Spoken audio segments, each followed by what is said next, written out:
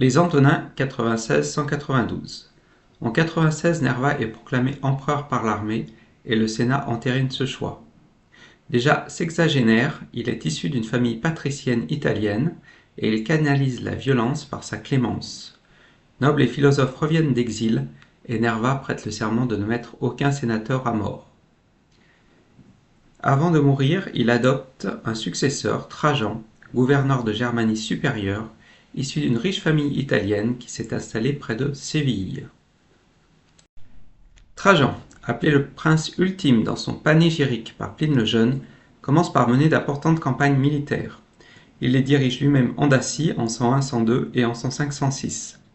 La Dacie est conquise et devient la première province romaine au-delà du Danube. Le récit de ces guerres est sculpté sur la colonne Trajane à Rome, et le roi Dace Décébal est contraint au suicide. En 106, le royaume nabatéen est annexé après la mort de son roi, et en 117, Trajan mène une nouvelle expédition contre les Parthes à l'est de l'Empire.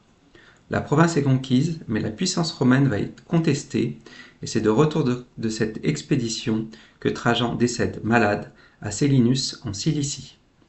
Entre-temps, entre autres grâce au trésor de Décébal qu'il a récupéré, Trajan entreprend de transformer Rome. Il fait construire les fameux thermes de Trajan, pour lesquels on bâtit un nouvel aqueduc, et de 106 à 111, un nouveau forum qui se distingue par deux innovations. Il est dominé par une basilique plutôt qu'un temple, et une colonne triomphale, la colonne Trajane. Trajan veille aussi à fonder de nouvelles colonies dans les provinces, en particulier pour ses vétérans, tels Timgad en Afrique du Nord. Hadrien, son successeur, est son petit cousin, et Trajan a veillé à sa brillante carrière sénatoriale. Il est légat lors de la guerre contre les Parthes en 113 et gouverneur de Syrie avec de nombreuses troupes en 116. Elle l'acclame empereur en 117 et le Sénat accepte son avènement. Dans ses portraits, il est le premier empereur à porter une barbe, comme les penseurs grecs qui l'admirent. Il est surnommé l'empereur voyageur car il accomplit 2 tournées de 121 à 125 et de 128 à 134. Ces tournées à travers l'Empire permettent de renforcer la relation entre l'empereur et les provinces, en particulier grecques où il se montre très bienveillant. Il s'assure la sécurité des frontières, en 122 avec la construction du mur d'Adrien en Bretagne, en 123 il négocie la paix avec le roi des Parthes, et de 132 à 135-136 il fait réprimer une importante révolte juive menée par Simon ben Kosba ou Bar Kokhba, surnommé prince d'Israël, qui reçoit le soutien de certains chefs religieux. Les insurgés mettent d'abord en échec l'armée de Judée, mais une répression méthodique et violente met fin à la sécession. La Judée est renommée Syrie-Palestine afin d'effacer toute référence au peuple juif. À Rome, il poursuit les embellissements avec en particulier la création du Panthéon, une grande coupole maçonnée, évocation de la voûte céleste du soleil, temple de tous les dieux. En 134, il fait bâtir son mausolée et le pont Aelius, aujourd'hui le château et le pont Saint-Ange, et à proximité de Rome, sa somptueuse villa Adriana à Tivoli. Avant de mourir, Hadrien organise sa succession et désigne son neveu par alliance, Antonin, brillant sénateur de 51 ans. Antonin demande au Sénat de diviniser Hadrien en 138, et le Sénat accepte et lui décerne le surnom de Pieux.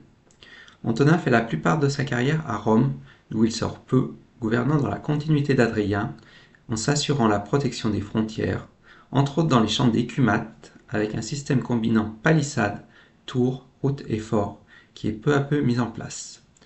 Antonin conclut également des traités avec les rois clients de Rome, comme le roi d'Ibérie, l'actuelle Géorgie. Il gouverne avec autorité derrière des airs aimables et libéraux. Plusieurs sénateurs sont éliminés ou déportés. En 148, il célèbre avec faste les 900 ans de Rome, le bonheur et la prospérité de l'âge d'or Antonin. En 161, il meurt après avoir associé Marc Aurèle au pouvoir. Marc Aurèle est surnommé l'empereur philosophe, puisqu'il a reçu une éducation soignée et laissé des écrits sur lui-même, manuel stoïcien qui prône le contrôle de soi. Il va en avoir besoin puisque l'Empire, pendant son principat, va connaître d'importantes difficultés. De 165 à 180, des pressions accrues aux frontières contre les populations de la rive gauche du Danube apparaissent. Certains peuples poussent les autres au gré de déplacements constants. On appelle ces guerres marcomaniques, du nom des Marcomans, mais elles engagent aussi d'autres peuples tels les Quads. D'autre part, l'Empire doit faire face à une épidémie appelée la peste antonine en 165, plutôt une épidémie de variole très contagieuse. Le coût des expéditions et de l'épidémie dégrade l'économie et les finances. Des révoltes éclatent dans certaines provinces, en 169 en Égypte, et en 175 le gouverneur de Syrie usurpe le pouvoir avant d'être assassiné. En 177, une flambée de violence contre les chrétiens à Lyon provoque la mort de 48 martyrs. En 180, seul héritier de son père, Commode s'affirme sur le Sénat avec autorité et violence. À partir de 190, il se distingue de ses prédécesseurs en se représentant en Hercule, notamment sur les monnaies et en participant à des combats de gladiateurs, ce qui désappointe les élites. En 192, il est étranglé dans son bain par un esclave à la suite d'une conspiration de palais menée par son préfet du prétoire, son chambellan et sa concubine, Marcia. Sa mémoire est rapidement condamnée par le Sénat aux côtés de Néron, de Domitien, et une nouvelle guerre civile éclate. C'est la fin des Antonins.